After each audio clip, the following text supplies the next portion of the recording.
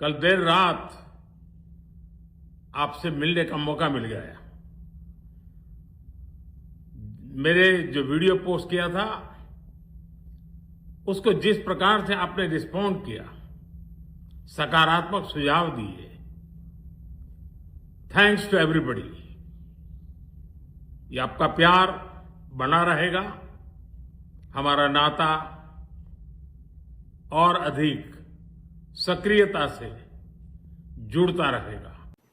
And we're getting some breaking news. Prime Minister Modi's Instagram reel sets new world record. 24 घंटे में 303 million से ज्यादा लोगों ने इसे देखा है और जो अब तक का विश्व रिकॉर्ड बना हुआ है। कंसिस्टेंटली नरेंद्र मोदी को टारगेट करना, ये बड़ी इंटरेस्टिंग डेवलपमेंट है। जो वीडियो पीएम मोदी ने 23 जुलाई की आधी रात को इंस्टाग्राम पर अपलोड किया था, उसने अब नया रिकॉर्ड बना दिया है। इसराइल ने जो था कि कहा कि ईरान के बाद अब दूसरा टारगेट हमारा पाकिस्तान है, ठीक है। अब पाकिस्तान ने इसके जवाब में कहा कि अगर तुम हमारे पे अटैक करोगे, हमारे मिसाइल तो वहां तक नहीं जा सकते, लेकिन हम अगर हमारे पे अटैक करेगा, लेकिन हम इंडिया के ऊपर अटैक करेंगे। जेन ज़ी अपने अंदाज में दुनिया को बता रही है कि वो किस तरह की प्रॉब्लम्स फेस कर रहे हैं और नरेंद्र मोदी को उसका जवाब देना पड़ेगा और उनको देना पड़ा। वो आए इंस्टाग्राम पे, अच्छा उनको पता है यूथ की एप्स कौन सी हैं और उनको फ्रेंड्स कह के मुखातिब करना है, मित्रों के बजाय।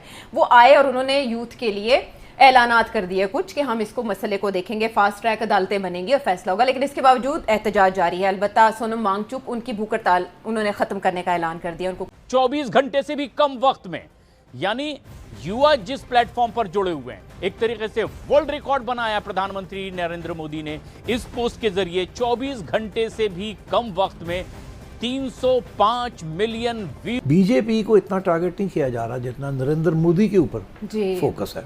और नरेंद्र मोदी के बारे में इंडिया के अंदर उसे तो मोदी जी से ज़्यादा इधर उधर की बात ही नहीं होती। जरूर लगाते हैं और जी हमेशा, और उनकी जो हैसियत है उसके ऊपर इस किस्म की कभी भी तनकीद नहीं हुई। बाकी लोगों पे होती है, अमित शाह पे होती है, बाकी लोगों पे होती है, मगर नरेंद्र जी जो है मोदी साहब, ये तो बिल्कुल एक पेडेस्टल पे थे। और फिर अभी जीते हैं, 70% वोट लेके जीते हैं। तो ये बच्चों का बाहर निकलना और मोदी को अटैक करना, दिस इज वेरी सिग्निफिकेंट। कहते हैं ना कि इंडिया भी एक मौका देता है और उस मौके के बाद हाथ खींच लेता है। तो आज अगर यहाँ पे हम बात करें इंडिया की, तो भाई इंडिया ने अपना जो असर रसूख है वो अपना दिखाया है। उसने बताया है कि भाई वो अपने फैसले करना जानता है। वो उसको पता है कि भाई वो अपनी मर्जी के बगैर कभी भी, अपने मुफाद के बगैर कभी भी वो अमेरिका के सामने नहीं झुकेगा। कि युवा प्रधानमंत्री से नाराज हैं, उनकी बात वो नहीं सुनना चाह रहे हैं। अमिताभ सिन्हा हमारे वरिष्ठ सहयोगी इस वक्त हमसे सीधे जुड़ रहे हैं।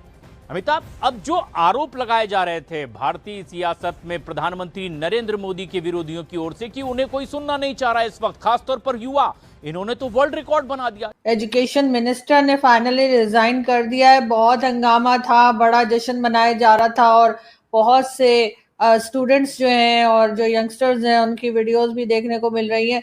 क्या कहेंगे आपके ये रिजाइन? बहुत से लोगों का ये भी कहना है कि ये रेजिग्नेशन बहुत पहले हो जाना चाहिए था, लेकिन बात यहाँ पर खत्म नहीं हुई। उसके बाद उनकी 2-4 डिमांड्स और भी हैं। क्या उस तरफ भी गवर्नमेंट जाएगी? ये चीज़ें तो होती रही हैं इंडिया में, मगर कभी इतना डायरेक्ट नरेंद्र मोदी के ऊपर अटैक नहीं आया।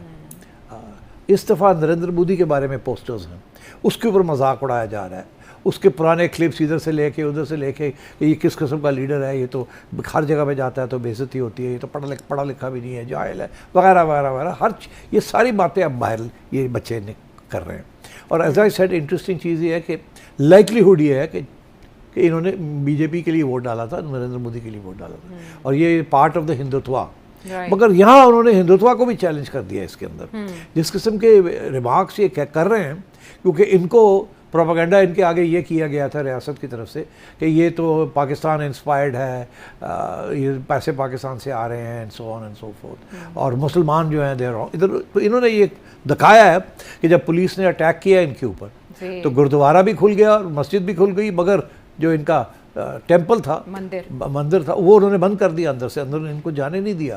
आपके ख्याल से पाकिस्तान पे इस पे क्या असर पड़ा? मतलब पेट्रोल की कीमतें जो बढ़ी हैं और फिर दुनिया के दूसरे कंट्रीज में इतनी कीमतें क्यों नहीं बढ़ी? अमेरिका का जो सदर है वो मेंटली तौर पे डिस्टर्ब है। उसको ये समझ नहीं आ रही कि भाई मैंने करना क्या है, फैसले क्या करने हैं, कभी इंडिया को क्या कह देता है, कभी इंडिया पे टैरिफ लगा देता है, कभी इंडिया पे सैंक्शंस लगा देता है, कभी उसको कह देता है भाई इतने परसेंट जो है वो आप पे टैरिफ लगेगा। आपने देखा जब नया नया अभी डोनाल्ड ट्रंप आया तो उसने कितना टैरिफ लगा दिया इंडिया पे, 50%। और देखें उसके बाद अब इंडिया के साथ ट्रेड करने के लिए तरले कर रहा है, वहाँ अपने नुमाइंदे भेज रहा है, अपने बशिंदे भेज रहा है कि किसी तरीके से इंडिया से हमारी ट्रेड हो जाए। देखिए कहने वाली बात है कि भाई पहले आपने थूका फिर उसको चाटना स्टार्ट कर दिया, ये अमेरिका का हाल है। अमेरिका ने पहले थूका फिर उसको चाटा, फिर उसे कोशिश की कि किसी तरीके से इंडिया को राजी किया जाए। भाई इंडिया क्यों राजी होगा, इंडिया की अपनी प्रोडक्ट है, India made in India product, क्यों वो वही सस्ती मियारी प्रोडक्ट जो है वो अमेरिका को दे। उन्होंने इसको एक स्ट्रेटजी के तहत की ताकि ये लोग ना दोबारा ना बैठ जाएं, उसके बाद इसमें कल को किसान आंदोलन के नाम पे कुछ लोग जुड़ जाएं, कुछ लोग और किसी और नाम से जुड़ जाएं, बिकॉज इसको हाईजैक कर लिया था पॉलिटिकल पार्टीज ने। और मुझे कभी भी नहीं लगा कि ये एक जेन्युइन स्टूडेंट प्रोटेस्ट है। मैं आज भी कहूंगा गवर्नमेंट कुछ भी कहती रहे, गवर्नमेंट की अपनी मजबूरियां होती हैं, उनकी कुछ एक रियलिटीज है जिसका उन्हें सामना होता है। तो प्रधानमंत्री जी ने अगर इसको रिजाइन कर दिया है, अरे प्रधानमंत्री जी ने अगर रेजिग्नेशन ले लिया धर्मेंद्र प्रधान जी का, तो ये एक राजनीतिक निर्णय है जिसका कि राजनीति से संबंध होना चाहिए। मेरे हिसाब से तो उसकी कोई आवश्यकता नहीं थी। हमें एक नया रास्ता मिला है और वो रास्ता जो है that is helping us a lot. अब हम एक नई डायरेक्शन की तरफ जा रहे हैं और हमें इस चीज पे बड़ा फख्र होना चाहिए। Yes we did it. और 10 अरब डॉलर जो है वो कोई हमको किसी से भीख मांग रहे हैं। अगर फील्ड मार्शल सैयद आसिम मुनीर ने डोनाल्ड ट्रंप के साथ लंच किया and he made Pakistan relevant by his own academic intellectual excellence, उसने कन्विंस कर लिया डोनाल्ड ट्रंप को कि भाई हम क्या सोच रहे हैं और आप क्या, वो लोग कर लिया। तो दिस इज अ क्वेश्चन, तो उसमें फायदा किसका है? उसमें डेफिनेटली फायदा ईरान का है और अमेरिका का और पाकिस्तान का है और सबका। हम तो ये इस विन विन सिचुएशन क्रिएट कर रहे हैं ना। हम तो नेबर कंट्री की बात करें, आप देखा जाए उन्होंने रशिया से ट्रेड की, इन्होंने इंडिया ने, ठीक है, और उन्होंने ऑयल लिया और उन्होंने बहुत ज्यादा मिकदार में ऑयल लिया, ठीक है, तो हमने क्यों नहीं लिया?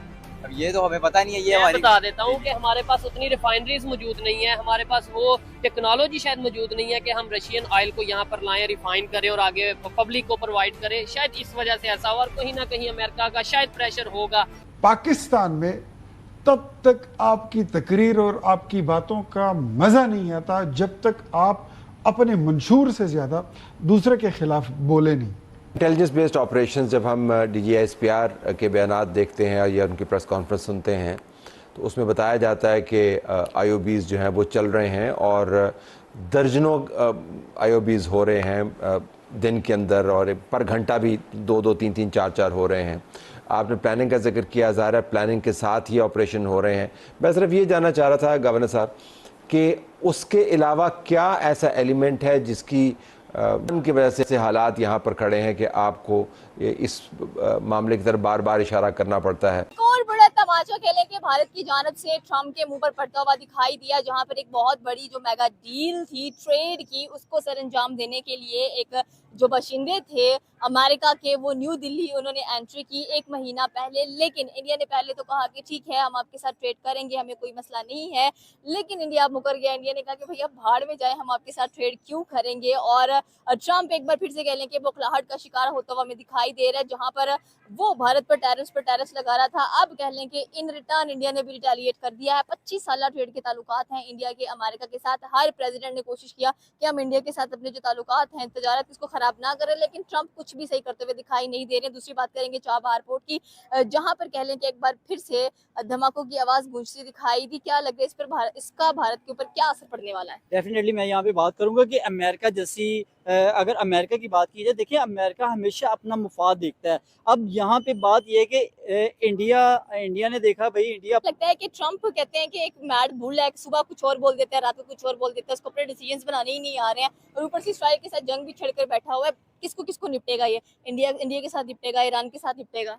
डेफिनेटली मैं तो यहाँ पे कहूँगा कि अमेरिका इस टाइम वाकई बुखलाहट का शिकार है। उसको बिल्कुल समझ नहीं आ रही कि भाई वो इंडिया के साथ अपने ताल्लुकात कैसे बेहतर करे, वो अपने दूसरे ममालिक के साथ ताल्लुकात कैसे बेहतर करे। अभी आपने देखा कि पहले उन पर टैरिफ लगा रहा था और अभी डेफिनेटली अभी क्या कर रहा है, भाई अब अमेरिका इंडिया के तल्ले करने पे आ गया कि भाई मेरे साथ ट्रेड कर लो, मुझे सस्ती ज़रूरी अशिया जो आपके पास मौजूद है वो मुझे फराहम कर दो। आप देखो कि इंडिया के पास सारी की सारी जितनी प्रोडक्ट है, जितनी उनके पास आइटम्स हैं, खाने पीने की हो या कोई भी आइटम हो, वो सस्ती और बिल्कुल मयारी चीज़ें अवेलेबल है। तो अमेरिका तो ये चाहेगा कि भाई मुझे मेरे साथ ट्रेड की जाए, मुझे वो चीज़ें फराहम की जाए, लेकिन भाई अब आपको पता है कि